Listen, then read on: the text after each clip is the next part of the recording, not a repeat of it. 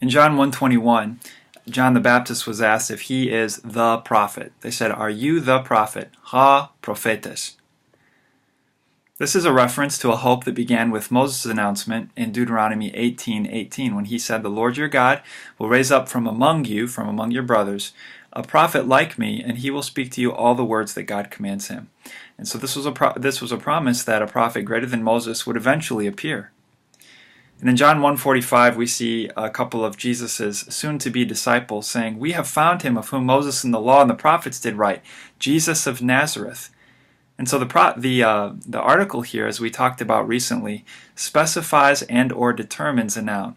In other words, ha prophetes is not just referring to some prophet or whatever prophet. It's talking about the specific prophet that Moses mentioned in the law, in the book of Deuteronomy. So we're going to talk more about the article in this lesson, as well as the relative pronoun. The article can be definite or indefinite. If it's definite, in English, it would be the word the. Or if it's indefinite, it would be a or and. The difference would be something like the elephant, so we have just one particular one in mind, or an elephant. And in this case, if it was indefinite, we would use an, because the word elephant starts with a vowel, and the an helps us enunciate. But and an, really, they're the same idea. They're both indefinite. An elephant, we're talking about just that genre, some elephant we have in mind, not a particular one. In English, the definite article is not declined at all. We only have one word, and that's the word the. The. It's always going to be the. That's the definite article. In Greek, it's quite declined. It will have case, number, and gender. And we're going to look at the forms towards the end of the lesson, and we've already seen the forms. We've already seen the forms of the nouns, and the article takes the same endings that we've already learned, because it always agrees in case, number, and gender with the noun it's with. But the Greek article will have case, number, and gender. In Greek, there is no indefinite article. And so basically what will happen if a noun is indefinite in Greek, it just won't have the article. So an idea is indefinite if it doesn't have the article. And the Greek article uses the case endings that we've already learned. And by now we should have these memorized. If we're still struggling a little bit, we want to spend a little more time on them each week just to make sure we get them memorized. And in Greek, it often functions like the English article. There's a lot of overlap, but we're also going to see that in Greek it has a more specified use as well. So the function of the article is basically to limit and to determine the meaning of the noun. For instance, hoi logoi, that would be the words. Again, just like we saw with the elephant, if we say the words, we're specifying a particular group of words. Maybe it's clear from the context, or maybe I'm about to clarify which words I'm talking about. But in the context, the definite article generally limits and determines the noun that it's modifying. Or, like we saw with ha prophetes, the prophet. Okay, we're talking about the specific prophet that Moses mentioned in Deuteronomy. And the other way the article is often used in Greek is that sometimes we have to omit the article from our translation because it's sometimes used in ways we simply don't use it in English. For instance, proper names often have the article. Ha Jesus, the Jesus. Well, in English, if we're using a proper name like Jesus, we don't include the article. That sounds weird in English. But again, this just shows the specifying function of the article in Greek. We're talking about the one Jesus, that we all know who Jesus is. But in Greek, it's just kind of a little extra grammatical feature to specify the noun we're talking about. But in English, we don't do that. We would just put the name of the person, Jesus, and that's fine. So sometimes we'll have to omit the article. Recently, we talked about adjectives, and adjectival phrases in Greek will often the adjective will have the article as well as the noun. But in English, we drop the article from translations like that. So if we have like ha anthropos, ha agathos, the good man, both of the noun and the adjective have the article.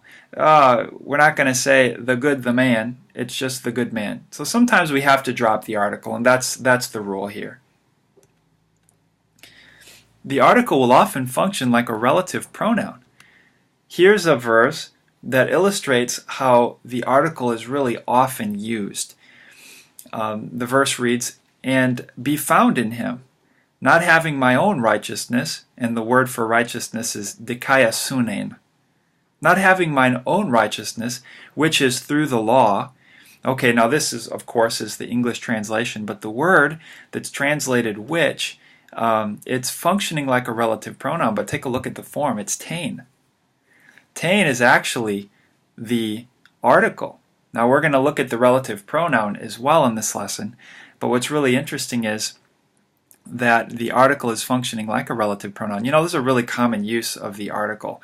The author doesn't talk about this very much in the book, but since it's such a large use, we should probably focus in on that a little bit. Which is through the law. Okay, now something interesting here, the relative pronoun is always going to agree in number and gender with the word it's modifying. Okay, so basically the subject of this verse is going to be this righteousness, dikaiasunein.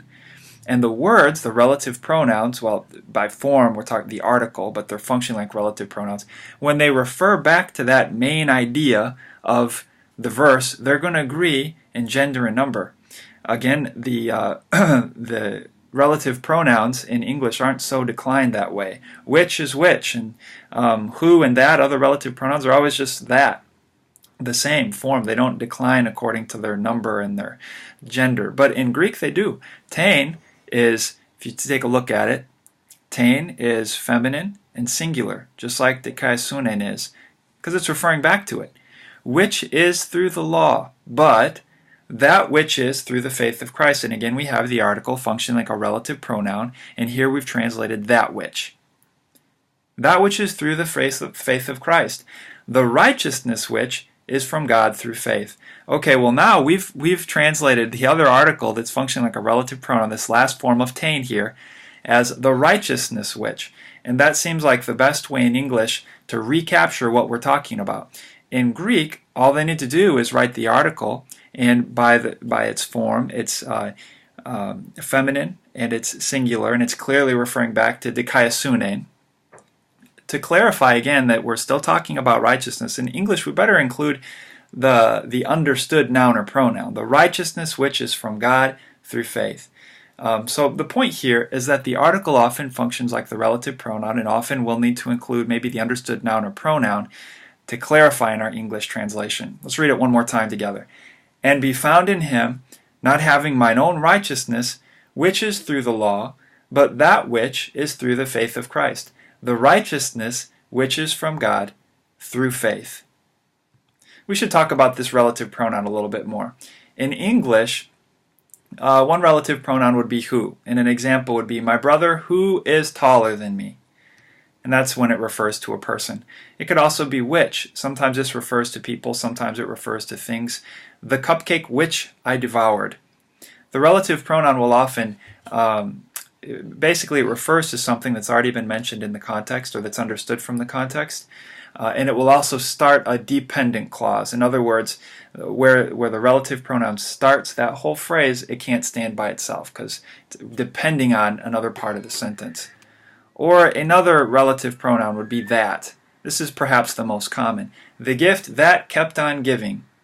Okay, so that's referring back to gift there. Relative pronoun is always going to refer back to a noun or pronoun in the context.